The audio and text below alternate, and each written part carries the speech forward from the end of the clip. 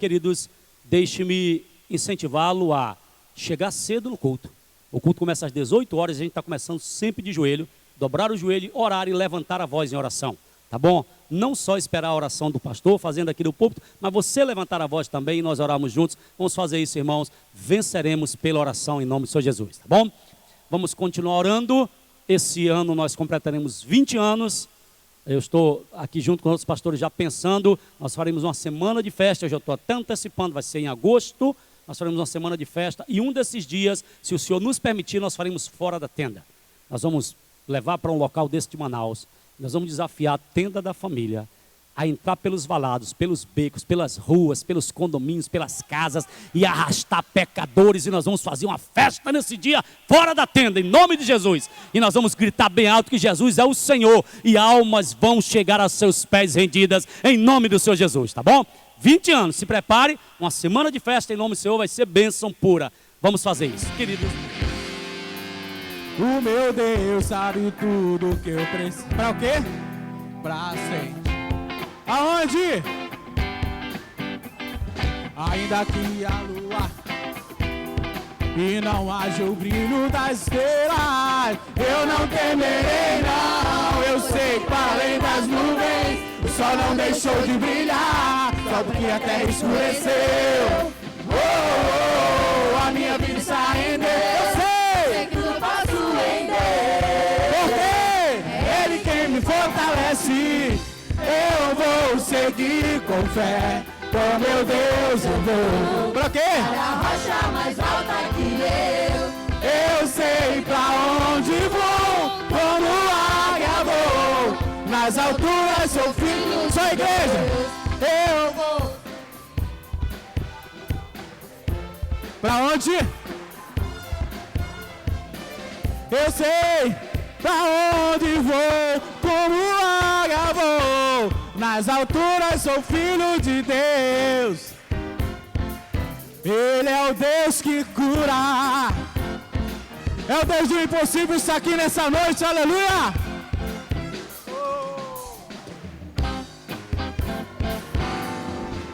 Eu vou seguir com fé, oh meu Deus, eu vou para a rocha mais alta que eu sei pra onde vou, como águia vou. Nas alturas sou filho de Deus. Eu vou seguir com fé, com meu Deus eu vou para a rocha mais alta que eu sei pra onde vou, como águia vou. Nas alturas sou filho de Deus. Nas alturas sou filho de Deus. Nas alturas sou filho de Deus.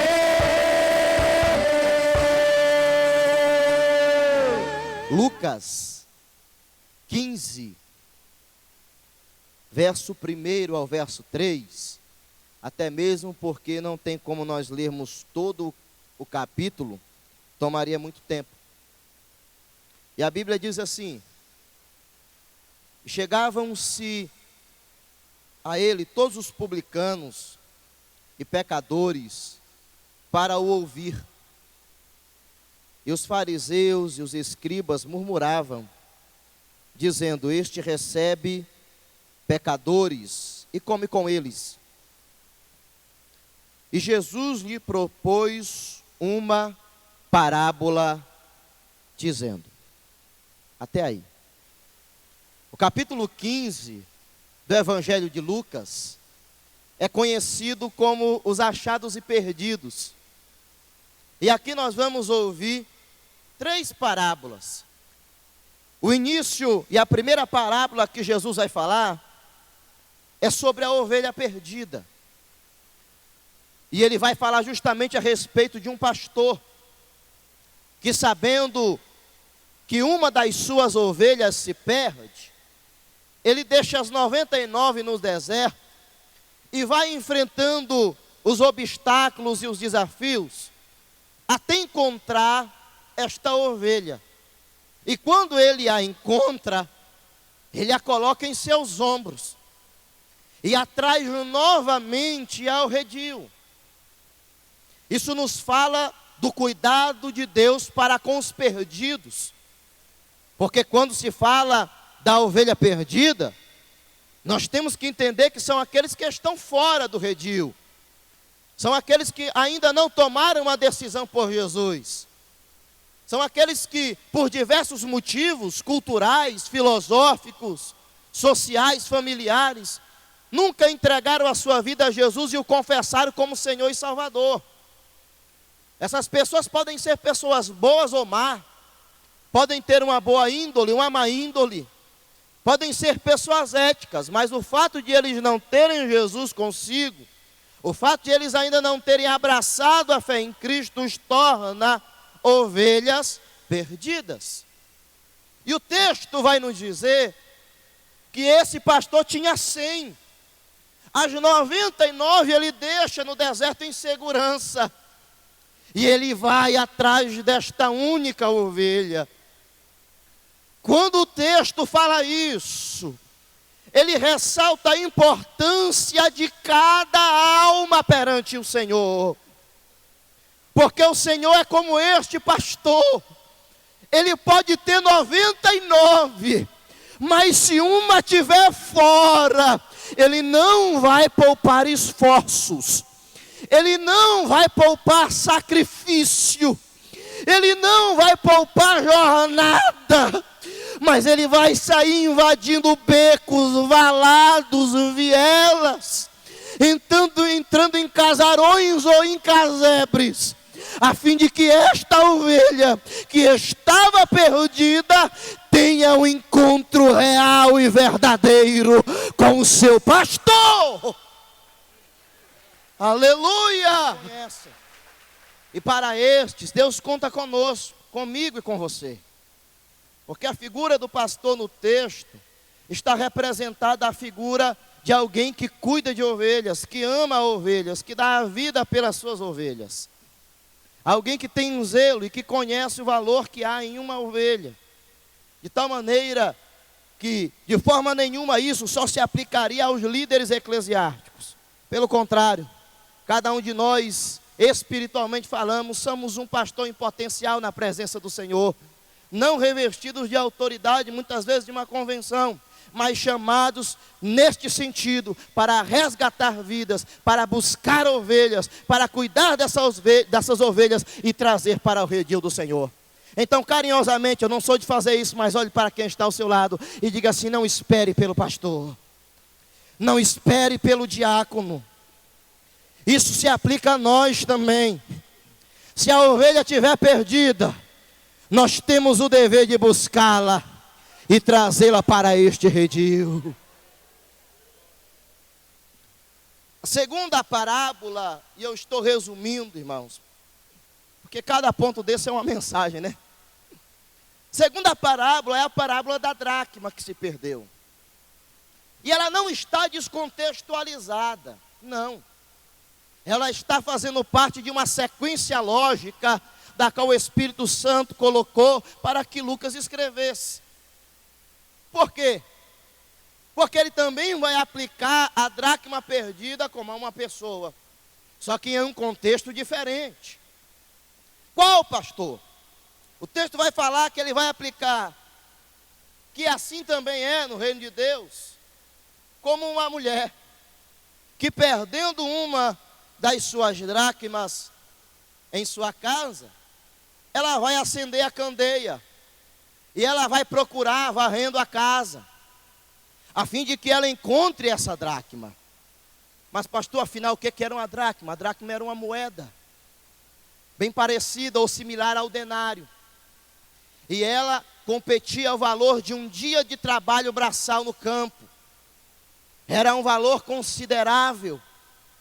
Esta moeda, muitas vezes, ela entrava dentro de um costume na cultura judaica, de que quando a mulher casava, ela pegava essas 10 dracmas, furando-as, fazia passar um cordão e colocava no seu pescoço como um colar. Algumas tinham por costume costurá-las na gola do seu vestido, da sua túnica, porque aquilo representava a riqueza que ela possuía no seu matrimônio, no seu casamento. A casa em que ela está fala-nos do lugar aonde ela estava, o lugar da sua moradia, que é a casa do Senhor.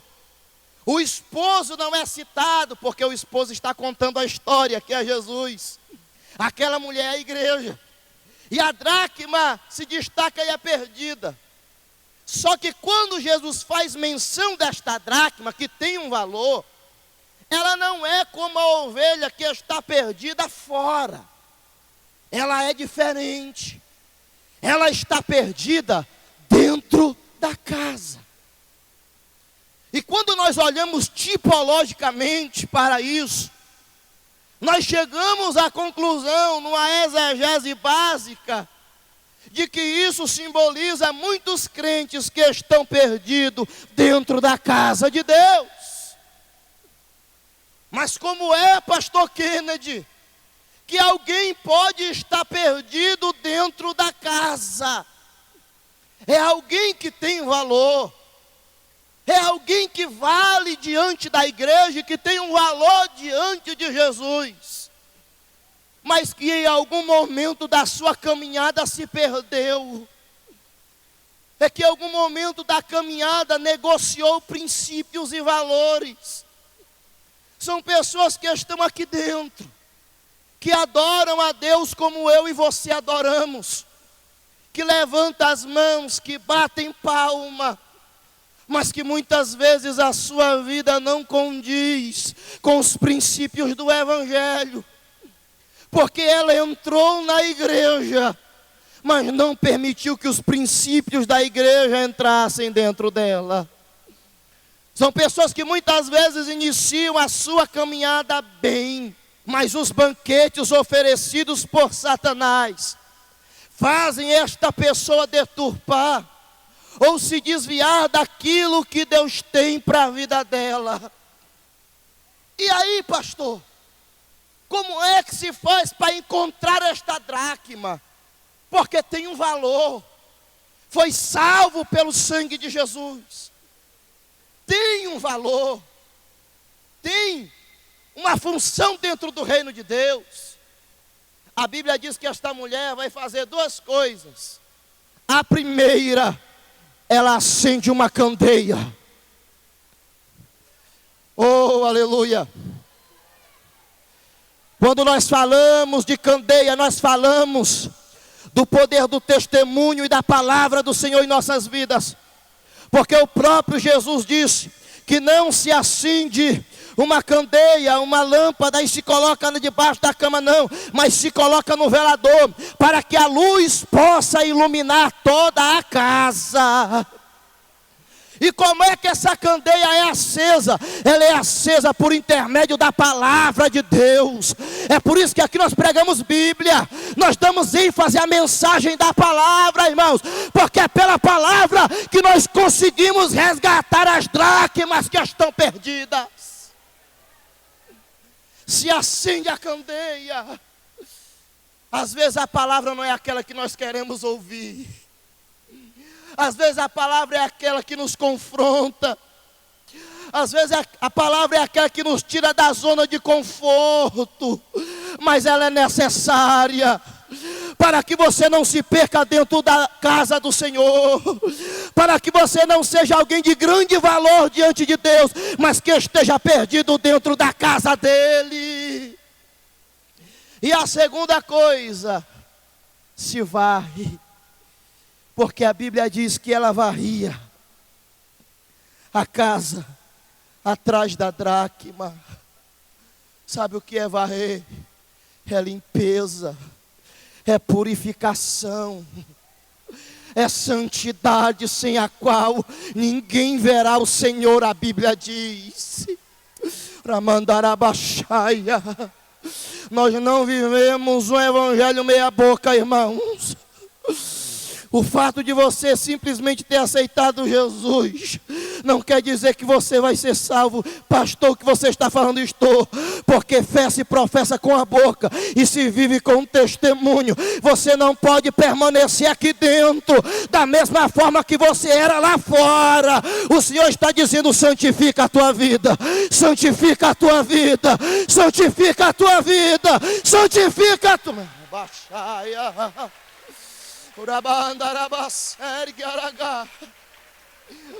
A oração sacerdotal de João capítulo 17 foi: Senhor, santifica-os na verdade. E qual é a verdade? A tua palavra é a verdade. Ramandarabashurakandaraya. Oh, aleluia! E esta noite eu sinto o Espírito do Senhor visitando corações e te levando a ler a palavra, a meditar na palavra, a buscar mais a palavra, a se alimentar na palavra, porque é ela que vai te polindo, é ela que vai te tratando, é ela que vai te mudando, é ela que vai fazendo a obra na tua vida. É necessário varrer a casa. Que proveito teria nós termos uma igreja cheia de pessoas, mas estas pessoas vazias de Deus? Nós não estamos aqui para crescer em número. Nós estamos aqui para crescer em número e em qualidade. Nós ainda temos que pregar o evangelho de arrependimento. Nós ainda pregamos que jovens que praticam sexo antes do casamento estão pecando. Nós ainda pregamos que o matrimônio é sagrado diante de Deus. Ninguém foi chamado para ter ministério de samaritana, não, irmão. 5 maridos teve, e o que tem não é dela, não. Nós tivemos aqui um chamado para ter um ministério sadio na presença do Senhor. Aquilo que Deus uniu, não separe o homem. Tem pessoas que estão vivendo com a vida torta, mas que precisam ser balançadas pela palavra, para se colocar no prumo, para crescerem com Cristo, para produzirem frutos, para serem selados pelo Espírito e para serem arrebatados ao céu de glória no grande dia. A terceira parábola é a do filho pródigo. E que bela história é essa? Porque foi o filho mais novo de um homem que pede a sua herança antecipado e se lança ao mundo, gastando tudo que tem e sofrendo a consequência da sua decisão. Os filhos pródigos são aqueles que estavam na casa, mas que saíram dela.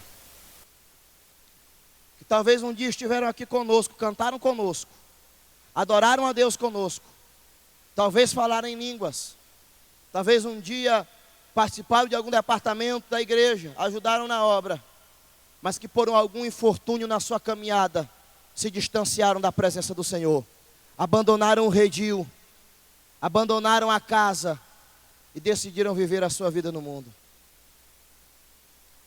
E esta aqui é uma história que traz lições para nós como igreja. Porque primeiro, a ovelha, o pastor foi procurar. A dracma, a mulher, acendeu a candeia e foi varrer a casa. Mas o filho pródigo não. O pai não saiu à sua procura. Mas não teve um dia que o pai não estivesse à frente da sua casa, esperando o seu retorno. Sabe por quê? Quantos aqui já tiveram a oportunidade de pregar para um desviado? Levante a mão assim. Ô classe ruim, né, irmão? Você vai falar para ele, João 3,16, porque Deus amou o mundo, aí ele toma a frente completa, de tal maneira que enviou seu Filho unigênito, para que todo aquele que nele crê não pereça, mas tenha vida eterna. Se duvidar, conhece mais de Bíblia que você. E dificilmente ouve a palavra calada, ele tem que rebater. E joga a ferida para fora. Ah, na igreja eu fui tratado assim. Ah, eu sofri isso, eu passei por isso. Não se aplica a todos, mas na maioria é assim. Porque na mente do filho pródigo, o que ele quer é o mundo. O que ele quer é a igreja, o que ele quer é os prazeres do mundo. O que ele quer é viver aquela vida. Só que todo homem carrega consigo um tribunal. Pergunte-me, pastor, qual? A consciência. Não tem tribunal maior do que este na vida de um ser humano. Porque embora que o tribunal humano possa lhe ter por inocente, o tribunal da tua mente te condena dia e noite. Principalmente do filho pródigo, porque ele sabe como é estar na casa do pai. Então eu não posso falar para o filho pródigo, não é isso. Não é que você não possa convidar o filho pródigo para a igreja. Não é que você não possa evangelizar ou falar de Jesus para quem está distanciado. Mas geralmente essas pessoas não ouvem, porque o coração está endurecido. E o que é que quebra o coração de um filho pródigo? A saudade da casa do pai.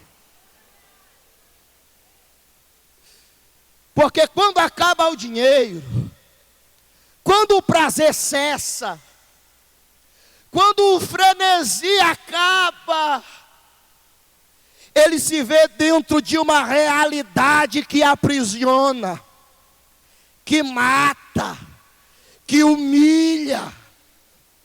Porque quando ele perdeu tudo que tinha, ele foi trabalhar com porco. E a Bíblia vai dizer que ele olhava para o alimento dos porcos, as bolotas, e desejava se alimentar com elas. E a Bíblia vai dizer que ele cai em si. Olhe para quem está ao seu lado e diga assim: não sabe aquela pessoa desviada da tua casa? Não bate boca com ela não, não adianta. Não adianta você fazer chantagem emocional, não adianta. Porque com ela quem vai tratar é o Espírito Santo, que convence o homem do pecado, da justiça e do juízo. Para mandar certo. E qual é o meu papel, pastor? Ora, porque o nosso Deus é o Deus de perto e o nosso Deus é o Deus de longe. Ele tem ouvido a tua oração. Ele tem ouvido o teu clamor. Os céus não estão cerrados, não. Eles estão abertos. Cada palavra que você tem dito tem subido ao trono de Deus. E Deus nessa noite manda lhe dizer: espera um pouquinho, meu filho, que eu estou trabalhando naquele coração. Aí o Espírito Santo entra martelando. E ele vai dizer: quantos servos na casa do meu pai tem alimento em abundância, e eu aqui a padecer. Olha o que o filho pródigo diz: direi eu, voltarei ao meu pai e direi a ele: pai, eu pequei contra os céus e perante ti. Eu já não sou mais digno de ser chamado teu filho, mas recebe-me como um dos teus criados. E ele decide voltar. Levanta a tua mão bem alto aí, porque o que eu tenho para falar para você é muito sério. Aleluia. Os olhos que viram aquela pessoa partir para uma vida no mundo, desperdiçando a sua vida para uma vida de pecado, contemplarão esta pessoa voltando para a casa do Pai, reconhecendo que enquanto há fome lá fora, aqui tem abundância de pão. E não é qualquer pão não, irmão, é o pão espiritual. Ele alimenta o corpo, ele alimenta a alma e ele alimenta o espírito também. Vai voltar, você vai ver voltar. Você vai ver voltar. Todo dia o pai do filho pródigo estava na porta. Por que você diz isso? Porque quando o filho pródigo está voltando, a Bíblia diz que o pai avistou ele de longe.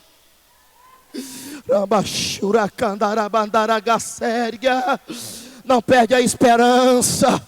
Não perde a esperança. Vai voltar, vai voltar. Vai voltar. Deus não perde batalha para Satanás. Vai voltar. O filho pródigo volta.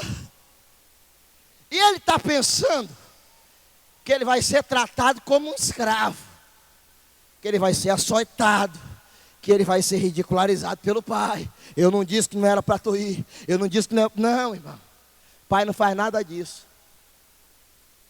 A Bíblia diz que o pai corre ao encontro dele e abraça ele e dá um beijo nele. É como se ele estivesse dizendo: eu sabia que tu ia, mas também sabia que tu ia voltar, rapaz.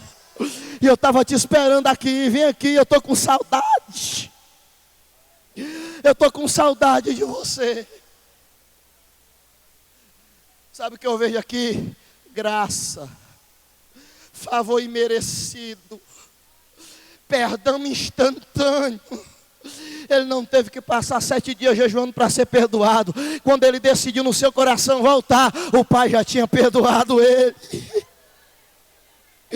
O que prende muito filho pródigo no mundo é a vergonha, porque ele tem vergonha de voltar e ser ridicularizado. Não, irmão, pelo contrário, o pai na casa está dizendo: volta que eu estou de braços abertos, te esperando aqui. A Bíblia vai dizer, oh Deus, eu estou sentindo um negócio aqui, irmão. Não é emocionalismo não, isso é unção. Levante a sua mão direita ao alto no nome de Jesus. Porque o Espírito Santo está visitando corações e consolando aqui. Só Deus sabe como você chegou neste culto. Só Deus sabe como chegou o teu coração neste lugar. Mas a palavra está te tratando, está te curando, está te renovando, está te enchendo, está te levantando, oh meu Deus.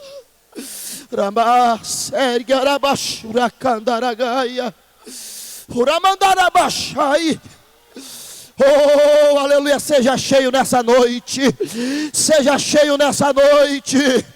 Nós estamos na noite dos perdidos e dos achados. Se perderam, mas existe um Deus no céu que vai achar cada um deles. O pai recebe. E o que o pai faz? Primeira coisa que ele faz é que ele manda os servos vir e dizer: coloque roupas nele.